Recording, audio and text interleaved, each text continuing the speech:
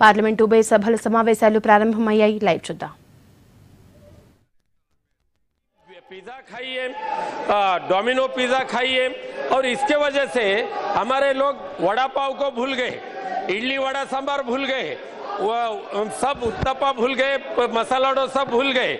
Madam ऐसी बात है कि इसके बावजूद कई जो विज्ञापन ऐसे आते हैं कि उससे ये बच्चे लोग इतने प्रभावित होते हैं कि वो जंक फूड खाने के बाद ऐसे बच्चों को उनके कम उम्र में ही सीधा दुष्परिणाम को सामने जाना पड़ता है. मेरी विनंती है मंत्री महोदय जी से कि कई वर्ष के पहले एक्सपर्ट ग्रुप जो है उन्होंने सजेशन किया है कि high fat, sugar and salt ऐसे जो खाने की चीजें हैं उसके ऊपर बैन करना चाहिए, वो उसके ऊपर कंट्रोल करना चाहिए. क्या सरकार इसके ऊपर पाबंदी लाने के लिए क्या कदम उठाने वाली है? मुझे लगता है सदन में शायद ही कोई सदस्य हो जिसने बचपन में जलेबी या कचौड़ी ना खाई हो, लेकिन किसी भी चीज की अति हानिकारक हो सकती है. एक फूड सेफ्टी स्टैंडर्ड्स अथॉरिटी ने एक 11 सदस्यों की एक कमेटी जरूर बनाई थी और उन्होंने पूरा स्टडी करके कुछ रिकमेंडेशंस दिए हैं, जैसे कि आस्की है ma'am, advertisement standard council of India, वो विज्ञापनों के ऊपर सेल्फ रेगुलेट करती हैं. उनके साथ एक MOU करा है इन्होंने FSSAI ने कि आप वॉलंटियर होकर, जो ये कंपनीज हैं ये वॉलंटियर होकर इस तरह के विज्ञापन ना दें जो मिसलीडिंग हो सकते हैं या बच्चों को आकर्षित, ज़रूरत से ज़्यादा आकर्षित कर सकते हो किसी पर्टिकुलर फूड प्रोडक्ट की तरफ. आपको जान के खुशी होगी कि 9 फूड बिजनेस ऑपरेटर्स, जिसके अंदर Coca Cola, General Mills, Kellogg's, Ferrero, Nestle, Mars, Pepsi, Hindustan Lever, इन सब ने तय करा है. Totally unbecoming. Go and sit. Take your seats. It is totally unbecoming. It is totally unbecoming. Please go and take your seats. Go and take your seats, please. This is totally undemocratic, unbecoming. I have no option other than adjourning the house. I have no option other than adjourning the house. You don't want follow my advice.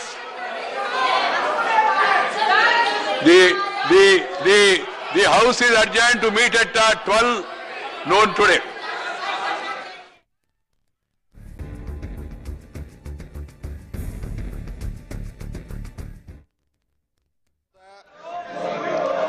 ये जो प्रश्न है इसमें खास करके छोटे बच्चों के ऊपर जो सेहत के ऊपर असर होता, क्योंकि जो बड़े हैं, बुजुर्ग हैं, उनको तो सिगरेट, बीड़ी, शराब इससे क्या नुकसान होता है उसका पता है, फिर भी वो उसका इस्तेमाल करते हैं. लेकिन हमारे जो बच्चे हैं, युवा है, उनके सेहत के ऊपर इसका बहुत बुरा असर हो रहा.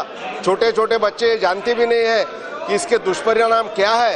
तो इसके लिए सीधी तरह इसके ऊपर बैन करना चाहिए. और कई चीज़ें तो ऐसी है, जैसा अभी आया कि वो कुरकुरे वगैरह है उसमें प्लास्टिक का भी इस्तेमाल होता, तो सरकार गंभीरता से इसके ऊपर विचार करेंगे कि नहीं करेंगे? मैडम, इसके ऊपर स्वास्थ्य मंत्रालय सोच विचार करके कानून बनाता है. अगर आगे चलकर अगर वो कानून बनाएंगे तो उसके ऊपर जरूर हमारा मंत्रालय जो विज्ञापनों के ऊपर नज़र रखता है और आस्की जो कि सेल्फ रेगुलेट करता है, वो ज़रूर इसके ऊपर कोई एक्शन ले सकते हैं. लेकिन मैं माननीय सदस्य को और पूरे सदन को ज़रूर बतलाना चाहूँगा कि FSSAI ने एक अवेयरनेस कैंपेन भी चलाया है.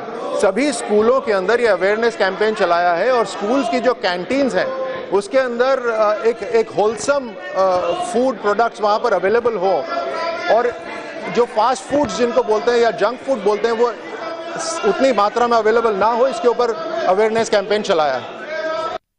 PP rate, for allowing me, Madam, you know, nowadays more and more children are spending time in online apps, social media, rather than watching TV. Recently, the World Health Organization warned that Government should be protecting children from targeted junk food advertisement in apps, social media, video blogs, and as well as on TV. My question to the Minister through you, Madam, what are the government initiatives regarding to resist the advertisements of junk food in online apps, social media and video blogs as well as on TV, Madam? Madam प्रश्न तो similar है, लेकिन उसके बावजूद भी मैं ये बात और कहना चाहूँगा कि आस्की जो कि सेल्फ रेगुलेट करता है विज्ञापनों को, उन्होंने भी अपनी तरफ से सभी कंपनीज को ये कॉशन दिया है कि जब आप बच्चों के प्रोडक्ट्स का विज्ञापन चलाएं तो ज़रूर ध्यान दें कि वो मिसलीडिंग ना हो। बाकी एक अवेयरनेस कैंपेन जिस तरह से मैंने कहा वो भी चलाया जा रहा है। वैजयंत पांडा, इससे कुछ अलग है प्रश्न आपका। Despite much progress in our country, we still have high levels of malnutrition. More than 40% of our children are malnourished, and in even urban areas, almost 25%. It is not just shortage of food, it is eating bad food, junk food with trans fats, high salt, high sugar, as has been discussed. The Honorable Minister has talked about self-regulation by industry, which is a necessary first step. But it is never going to be adequate, madam, because money is a very strong motivator. So, despite self-regulation, there are going to be violations of such advertisements. The Honorable Minister has stated that if a law is passed, as we have done for tobacco, then they would also implement those kind of laws for food safety. No, nothing doing. Don't speak to them.